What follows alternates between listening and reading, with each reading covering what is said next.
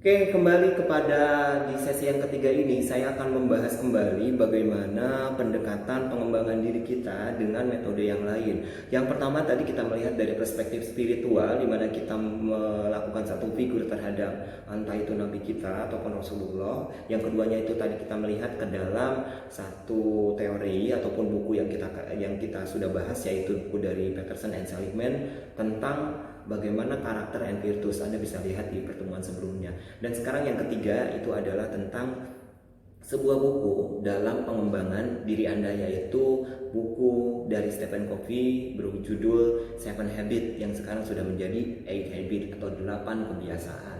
8 kebiasaan itu seperti apa saja yang akan kita bahas sekarang ini dalam waktu yang singkat. Anda boleh perhatikan.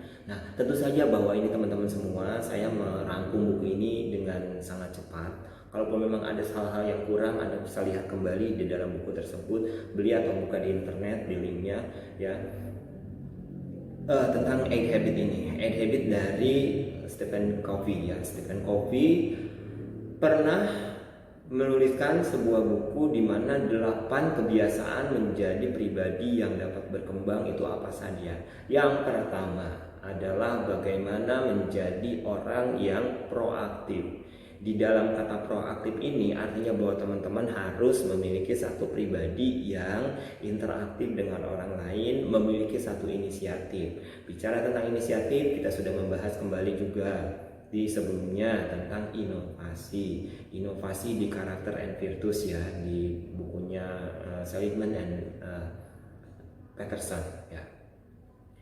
Artinya bahwa Anda menurut Stephen Covey ini harus memiliki satu pribadi yang proaktif, ada inisiatif dan ada inovatif di situ. Jika Anda menjadi pribadi yang berkembang di dalam perusahaan, tidak harus menunggu bagaimana instruksi dari orang lain atau atasan Anda. Anda harus menjadi orang yang proaktif. Masalah nanti Anda mendapatkan reward atau tidak, biarkan Tuhan yang menentukan, karena Tuhan tidak pernah tidur ya. Yang berikutnya lagi adalah bagaimana Anda harus fokus terhadap tujuan akhirnya. Jadi jangan melihat proses yang begitu melelahkan, nikmati saja semua itu, tapi lihatlah tujuan akhir Anda. Jika tujuan akhir Anda misalnya ingin kuliah lulus dengan cum laude, ya itu yang harus Anda gambarkan. Bagaimana prosesnya? Jalankan, nikmati itu semua. Karena tidak ada sesuatu yang instan, mie instan aja perlu proses. Kemudian Anda harus melihat satu skala prioritas. Prioritas mana yang akan Anda dahulukan? Ya, buat klasifikasinya, mana yang penting, mana yang kurang penting, mana yang urgent, mana yang important gitu ya. Anda harus mampu membuat satu keputusan di sana, mana yang menjadi skala prioritas dalam kehidupan Anda. Kerja, kalaupun memang buat Anda, setelah kerja Anda harus ngapain? Kuliah, setelah Anda kuliah harus ngapain lagi? Organisasi misalnya. Anda tentukan itu semua. Kemudian teman-teman semua, di yang keempat ini adalah menentukan sebuah win-win solution ketika Anda berhubungan dengan orang lain.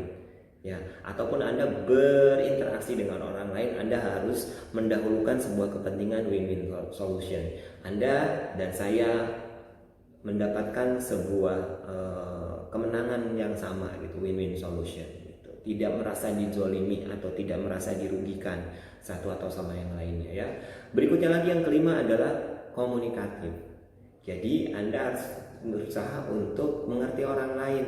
Ya, dalam kaitannya di buku ini sih dikatakan bahwa jika Anda ingin dimengerti, maka Anda harus mengerti dulu orang lain. Kalau di buku ini ya. Jadi teman-teman semua, jika memang Anda ingin dimengerti oleh orang lain, Anda harus mengerti dulu orang tersebut. Jangan menuntut, lu nggak ngertiin gue sih, selembay ya. Tapi yang harus Anda lakukan adalah Anda lakukan dulu bahwa Anda memahami orang lain dulu, baru Anda menuntut atau meminta orang lain memahami diri Anda. Nah, dalam proses pemahaman ini tadi diperlukan satu skill komunikasi yang baik. Berikutnya lagi adalah yang keenam, yaitu sinergi atau kooperatif antara Anda dengan orang lain. Di lingkungan organisasi Anda tidak boleh independen di sana, one man show, menunjukkan bahwa akulah yang paling mampu. No, itu tandanya Anda melanggar prinsip dari bukunya Stephen Covey ini, yaitu bersinergi dan kooperatif dengan orang lain ya. Ingat baik-baik, ketika Anda menjadi seorang pemimpin yang baik adalah pemimpin yang bisa menciptakan leader-leader yang lain. kooperatif lah sama orang lain, berusaha untuk memberikan pemahaman kepada orang lain, menyampaikan pengalaman-pengalaman Anda terhadap orang lain. Oke. Dan yang terakhir, yang 7 menurut Seven Habit sebelum yang ke-8, yang ketujuh adalah di sana tertuliskan jigsaw atau apa itu ya, mengasah gergaji Anda. Nah, maksudnya di sini mengasah gergaji Anda adalah mengasah intelektual Anda, mengasah apa saja yang menjadi kelebihan dalam diri Anda. Ya, itu harus diasah dengan cara seperti apa? Belajar terus. Belajar menghadapi perubahan, belajar untuk beradaptasi dengan hal yang baru, belajar keluar dari zona aman dan lain-lain. Ini bagian daripada Anda jigsaw tadi ya, teman-teman semua. Dan yang terakhir yang tadi saya sampaikan, yang ke-8-nya ini adalah bagaimana Anda bisa menolong orang lain dan lebih bermanfaat buat orang lain. Ini yang ke-8 ya. Oke, saya sudah bahas ya di pertemuan sebelumnya bahwa kenapa kita harus berubah, karena kita akan menjadi satu pribadi di mana kita harus lebih bermanfaat buat orang lain. Untuk itu Anda berubah. Termasuk juga buku ini menyampaikan yang sama, di mana Anda harus melakukan satu perubahan dengan cara yaitu menolong orang lain dan memberikan manfaat terhadap orang lain. Oke.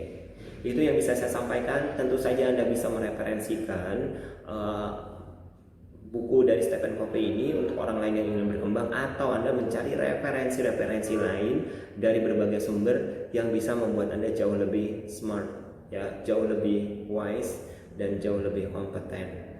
Terima kasih banyak atas perhatian Anda. Saya mohon maaf atas segala kekurangannya. No editing, I'm sorry jika ini dianggap bermanfaat untuk Anda. Please like and subscribe. Thank you so much for your attention. Saya Yuan Badrian undur diri, sampai ketemu di pertemuan berikutnya lagi. Assalamualaikum warahmatullahi wabarakatuh.